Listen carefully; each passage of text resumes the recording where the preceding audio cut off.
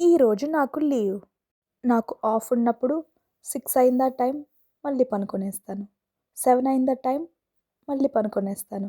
9 అయితే గానీ అప్పుడు తెల్లారుతుంది నాకు. అలా 9:00కి లేసి నా బెడ్‌షీట్ తీసుకొని మడత పెడతాము అనుకునే లోపల ఏం ఫోల్డ్ చేశాంలే అని చెప్పేసి అక్కడ వేసి వెళ్ళిపోతాను.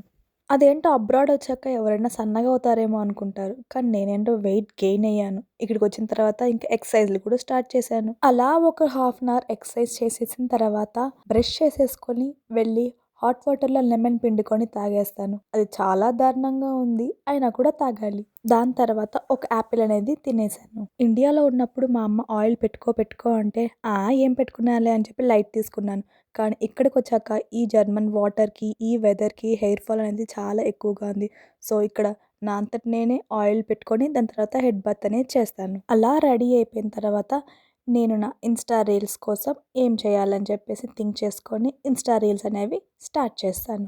ఇంకా ఈరోజు ఆఫ్టర్‌నూన్ చికెన్ కర్రీ అయితే కుక్ చేద్దాం అనుకోని ఇలా ఆనియన్స్ అంతా కట్ చేసేసుకొని దాని తర్వాత చికెన్ కర్రీ అనేది ప్రిపేర్ చేసేసాను. అలా చికెన్ కర్రీ, అన్నము వేసుకొని తినేసిన తర్వాత 4:00కి అలా బయటికెళ్ళి చూస్తే స్నో పడుతుంది.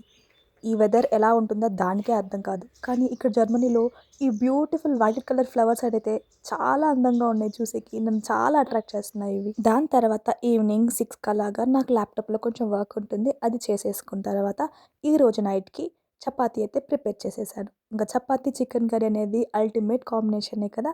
సో, తినేసేసి రెస్ట్ తీసుకున్నాను. Follow me for more details. Stay tuned.